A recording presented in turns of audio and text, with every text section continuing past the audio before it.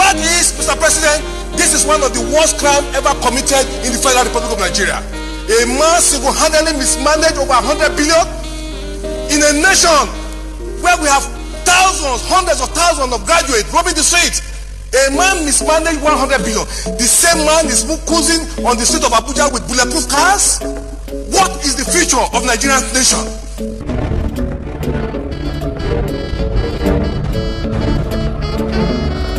Ojú lọ́jọ́ ọjọ́ kan lèmi bá fọwọ́ lẹ́rán ni mo bá ronú bí ẹ̀kọ́ Nàìjà ń forí lé.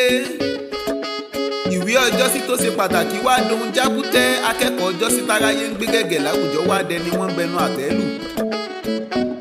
Ìwé ò ṣe pàtàkì mọ́ lórílẹ̀‐èdè yìí, àwọn olórí orílẹ̀‐èdè yìí ò kọbi ara sí wa. Ìbáṣepọ̀wé ẹ̀kọ́ múmú ló kan àyà wọn ni bóyá wọn ò bá dáná ẹ̀kọ́ ẹ̀rì mọ́. Àwọn ti fọmọ wọn sílé ìwé nílùú òyìnbó, ọmọ wọn ti lọ kàwé lẹ́yìn odi. Ọmọ tálíkò bá mọ́ kàwé, kí ló kan ti tàwọn ọ̀dájú èèyàn. Orílẹ̀-èdè yìí lálàǹgbá ti ń sùn sórí pátákó, kéwúrẹ́ àtàjẹ́ ó sọ yàrá kàwé nílé afẹ́ níbí láti gbé rí. Olùkọ́ bá ti ń kọ́mọ iléèwé lábídí, àwọn ewúrẹ́ náà sì tán ní mẹ́ẹ̀. Bóyá káháwé àti báírò láwọn àgùntàn lọ́wọ́, kákúkú jọmọ̀ pájọ níléèwé ni. Bó sì jẹ́ ká ná yúnífọ́ọ̀mù fáwọn adìyẹ àti èkúté kájọ máa kẹ́kọ̀ọ́ ní kíláàsì.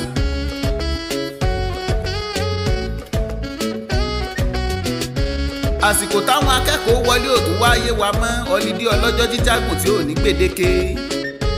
Èmi ò mọ bí ohun tí ò lẹ́nu ṣe tó máa ń gbọ́n jù ni lọ.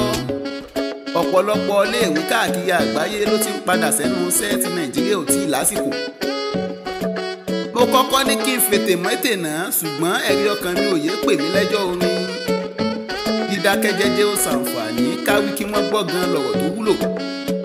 Láti iléèwé alákọ̀ọ́bẹ̀rẹ̀ dé fásitì ló ti wà nínú ìgbélé, àjàkálẹ̀ àrùn wá ṣètò ẹ̀kọ́ di ẹran mọ́ ẹjẹ́ mọ́ wa lọ́wọ́ o. Mínísítà Àdàmú mínísítà fétò ẹ̀kọ́ níbo là ń rè.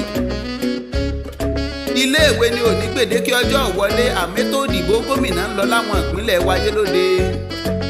Ètò ẹ̀kọ́ ò tó pọ́n, ètò òṣèlú ló pàtàkì. Orílẹ̀-èdè Germany ti bẹ̀rẹ̀ iléèwé, China pẹ̀lú Australia náà ti ń kọ́mọ. Taiwan, Denmark àti Sweden ti bẹ̀rẹ̀ ìwé, ọjọ́ wo ni ti Nàìjíríà? Kòró ń bẹ láwọn orílẹ̀-èdè wọ̀nyí, ojúlówó kòró ń bẹ lọ́dọ̀ wọn. Ìlú wa ni wọ́n ti ń dé fìlà sunkún tí wọ́n ń wọ bàtà sọ́rùn. Ọgbọ́n ò kì í tán láyé ká wá dọ́rùn ètò ẹ̀kọ́ ṣe kókó. Oníranran ìròyìn òfegè tá ń gbọ́ dùn mọ́ wa nínú. Ìgbà kan wọ́n ní June 1 lákẹ́kọ̀ọ́ wọlé, ìjọba nírọ́ ni. Agbọ́ ti June 8 wọ́n tún ní kò rí bẹ́ẹ̀. Ọ̀dọ́ orílẹ̀-èdè lọ́jọ́ ọ̀la àlù, báyé ọ̀dọ́ ò da tàwọn ọmọ yín gan léwu. Ọmọ tálíkà tẹ́ ò tọ́ kò ní jẹ́ kọ́mọ tiyín náà ó gbádùn. Akéwì ìdùnnú lèmi jẹ́, ìdùnnú Ọlánrewájú Adépọ̀jù ni. Ìdùnnú ààrẹ aláṣà ilẹ̀ Ìbàdàn bí ọba bòmíì.